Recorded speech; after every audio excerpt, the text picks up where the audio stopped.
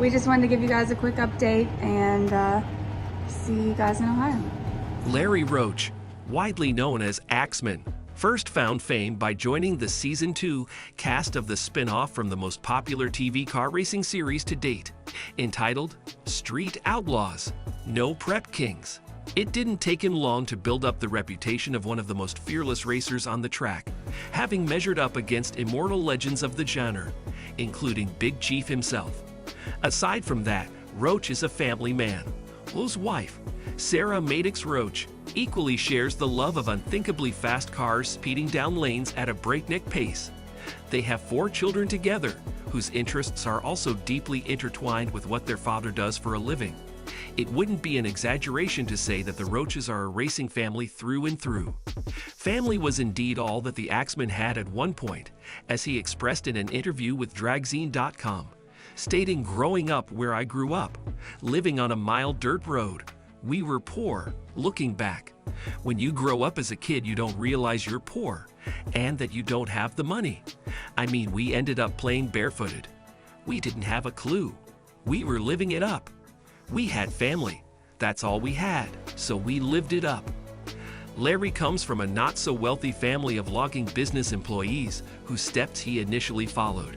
He was also developing his passion at the same time, however, by following in the footsteps of his extended family members. In Axman's own words, "Growing up, I had a couple cousins who were about 7 years older than me. I was around 7 or 8, and they were 16, and just watched them play with their cars on the street. It kinda got me wanting to outrun them. I think that's where I got the fever from." As years went by and the stakes got higher, the Axman found his cousins racing various people for money, becoming rather envious of their position. In hindsight, though, that's all the man really needed in order to shine. Great pressure. Larry then dedicated all his free time to learning how to optimize a car built for speed, which eventually blossomed into a mechanic's position paid for by his cousins. He stated, "I was watching my cousins race, and just wanting to beat them drove me to working harder, to figure out how to get money to compete with them. By the time I was 15 years old, I was working on their cars in their garage." Of course, this was just the beginning of the saga that would grow to define the Axman's life, so he wasn't really satisfied with his newfound employment. His focus was still to outrace everyone. Roach then revealed how the next important segment of his life unfolded, explaining, "I would go to their garage, just trying to figure out how to make cars faster.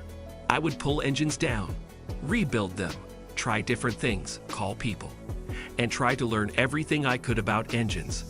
And that's where the bug really started."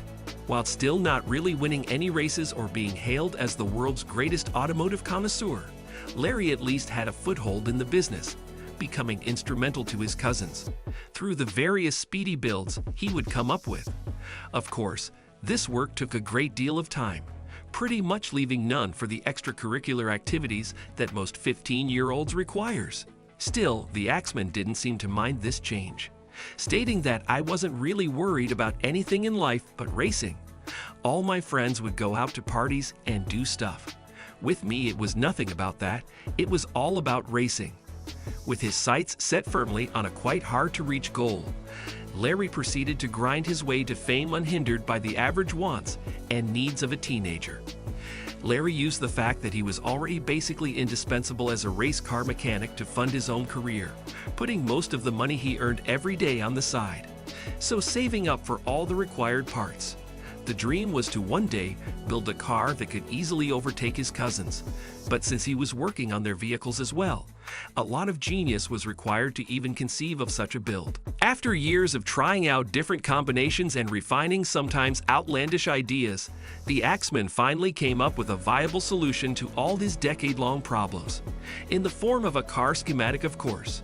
The issue then was that Larry had no means of constructing the vehicle itself, and so he had to rely on the goodwill and faith of another racer who did possess a production facility, fellow mechanic and race shop owner, Brent Austin.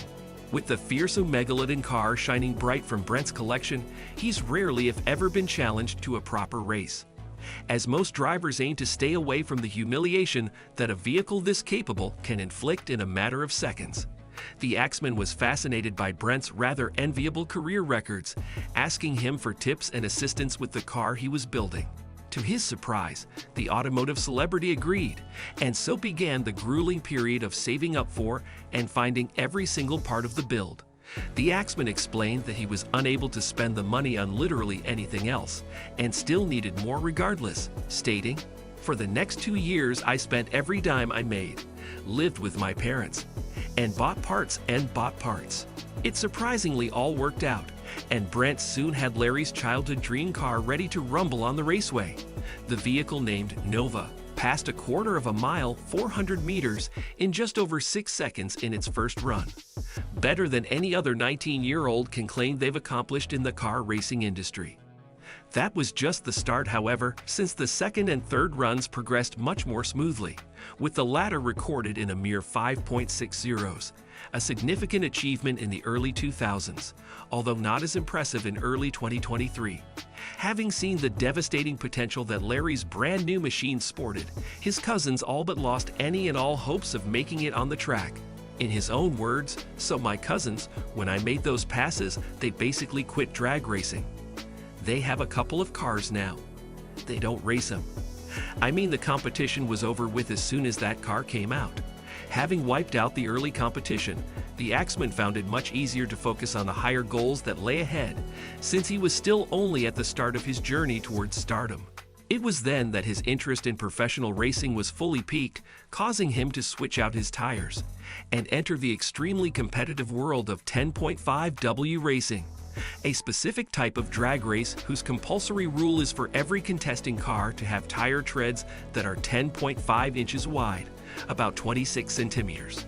Regarding these face-offs, the Axman said, "I raced until I got to where I could outrun everybody that showed up with 10.5Ws. The tracks that we raced on were just crap. I mean, I hate to say that, but it was backwoods, some of the worst tracks in Virginia."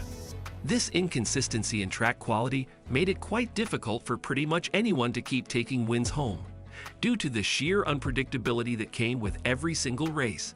Still, somehow Larry managed to outspeed his opponents on a regular basis, earning himself a great reputation.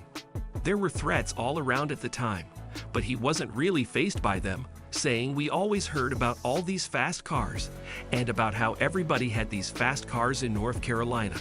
In spite of the stories, barely anyone was able to keep up with the Nova once it hit the road. However, his first car would pale in comparison to the second, a black 1964 Chevy 2, with a massive screw blower protruding through the hood, as well as 275 drag radial back tires for extra traction. He used this new machine to enter and win various no-time grudge races in North and South Carolina, which are car face-offs specifically designed as a sort of free-for-all, allowing pretty much anyone with a car to go up against anybody who agrees to race them, without bracket constraints imposed by any particular part of a build. All in all, no-time grudge racing lets the racers themselves dictate the terms and choose their opponents. So naturally, the grudge part of the name refers to many choosing to race their longtime rivals, and thus settle whatever animosity there might be between them. His name truly rang out throughout the racing world. At Shadyside Dragway in 2016, where he faced top names in the industry, such as Ziff Hudson and Barry Mitchell. There was another event soon after that, at which point the Axman completely took Ziffman out of the competition, saying, "That was really where my name in racing took off, when I outran Ziff. I started noticing more people were paying more attention and taking me seriously once that race was over." Having built up more than enough of a reputation, the Axman had a sudden epiphany. "Once I was in radial racing for a while, I realized it was basically comparing wallets. When the track was right, it was whoever wanted to throw enough money at it and blow his stuff up every pass to outrun the next one. And I knew then that was not the type of racing I wanted to do." His sights were then fixated on the Garlett Motorsports Park in North Carolina's Benson, where the filming of the first season of Street Outlaws, No Prep Kings, was taking place. Larry fitted appropriate tires onto his champion Chevy and made his way there, hoping to race the famous crews and just try to have a good time. Not every single race can be won, however, and so the Axman lost to Larry Larson in the competition, meant to take the winner under the wing of the NPK production team. He refused to give up though, biding his time until the next opportunity. He waited until the second season's filming was initiated at Heartland Motorsports Park in Kansas, but arriving there way too early and ultimately being escorted off the premises. Regardless, the future TV star lived out of his car at a nearby Walmart parking lot for a day or two and was eventually let into the event. In order to even be considered for one of the show's cast, the Axman had to win enough points in the first 2 racing events. He did exactly that, actually making the whole process seem almost effortless.